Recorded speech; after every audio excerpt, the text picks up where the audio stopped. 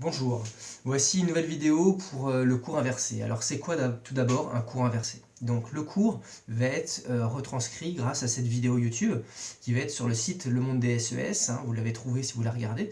Et ensuite en cours on fera seulement une activité d'exercice où vous serez regroupés par groupe de 3-4 afin de travailler un point de vue, soit le oui par exemple, vous avez une question, les syndicats sont-ils en déclin, vous défendez le oui, donc vous allez travailler sur un dossier documentaire de 6 documents en moyenne, et pendant 1 heure, voilà, et ensuite vous allez la seconde heure, la troisième étape, ça va être le débat, où là vous allez, disons, affronter, entre guillemets, l'autre équipe qui va, elle, défendre le point de vue du non, que le syndicalisme n'est pas en déclin.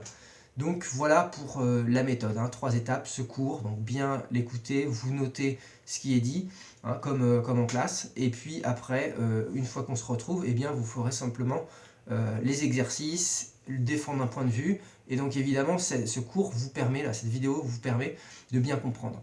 Alors cette première vidéo, c'est d'abord l'introduction du cours sur l'engagement politique, puis une deuxième suivra sur le grand 1.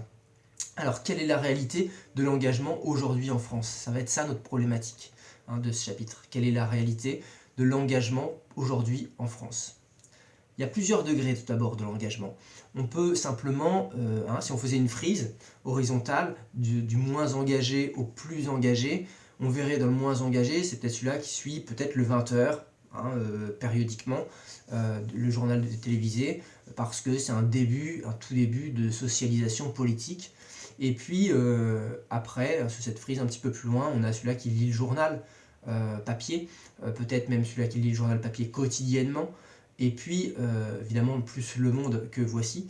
Et après vous avez des discussions politiques, qui est aussi un échelon supérieur, défendre un point de vue, recréer un point de vue, donc toutes ces discussions-là vont permettre aux gens d'être des citoyens, c'est-à-dire d'avoir des avis éclairés. Et puis, une étape supérieure, c'est peut-être lire les programmes, être sympathisant d'un parti politique, c'est aussi un degré plus important. Et puis ensuite, être adhérent d'un parti politique ou d'un mouvement. Et puis, être militant et être élu. Voilà, ce serait ça, c'est cette frise de l'engagement, du moins vers le plus engagé. Alors, il y a plusieurs conceptions aussi de l'engagement qui sont affrontées à travers l'histoire. Il y a deux grands points de vue, si vous voulez. D'abord, la conception libérale, la plus restrictive, c'est-à-dire la plus limitée. La participation se résume juste au vote. Pour eux, être citoyen, c'est voter. Voilà. Et ça suffit, ce vote suffit au bon fonctionnement de la démocratie. Vous votez une fois tous les 5 ans. Et puis, voilà, vous êtes citoyen, la démocratie suffit. Et puis, les élus respectent les mandats, voilà, qui ont été, ce pourquoi ils ont été élus. Donc ça, c'est la conception libérale, la plus restrictive, la plus limitée. Ensuite, vous avez une conception plus large, c'est la conception d'hyperdémocratie représentée par Locke, John Locke, on l'a déjà vu en cours, on l'a déjà écrit, et où la participation n'est pas en fin de soi, mais elle valorise cette conception plutôt de compétence citoyenne. Et donc dans cette compétence citoyenne, elle dit que l'engagement il est important dans la vie de la cité, je sais pas, être dans des associations culturelles par exemple, c'est un type d'engagement.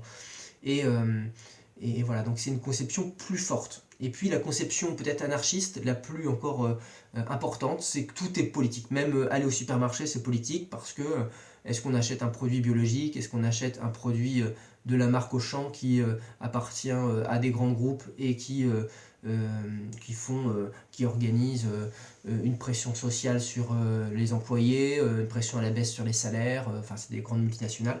Ou voilà, ou alors plutôt on va en circuit court et on va sur le marché à Dieppe le samedi matin. Voilà, donc il y a chez les anarchistes, tout est politique, faire ses courses et puis évidemment voter ou non. Et, et voilà, passer ses vacances dans tel endroit, c'est aussi politique d'une certaine manière, parce que où on y va, par quel moyen de transport, voilà. Alors, qu'est-ce qu'être citoyen? Deux petits points de vue déjà pour éclaircir un petit peu ce chapitre. C'est quoi être citoyen? C'est des précisions de vocabulaire. Et c'est quoi être militant? Alors, être citoyen, c'est celui-là qui exerce ses droits, qui vote, donc, et respecte les devoirs. hein. Il participe à la vie de la cité. C'est ça être citoyen. Qu'est-ce qu'être militant? Militant, c'est celui qui participe aux réunions du parti politique auquel il appartient. Il participe aux activités internes et externes, alors soit au vote pendant le congrès, il peut amender, c'est-à-dire modifier les textes stratégiques de son parti. Et puis au niveau externe, eh ben, il peut assister aux réunions publiques, il peut faire des activités comme le collage, le tractage, bon, des activités de propagande comme on dit, hein, mais propagande c'est pas que un mot négatif, c'est aussi faire les médias font de la propagande au sens où ils propagent des idées, voilà, hein, c'est ça le rôle de militant. Donc voilà, deux précisions de vocabulaire: citoyen, voilà, celui qui vote, qui exerce ses droits, respecte ses devoirs, et être militant, c'est plus fort. Ok, voilà pour l'introduction. On se retrouve dans la deuxième vidéo.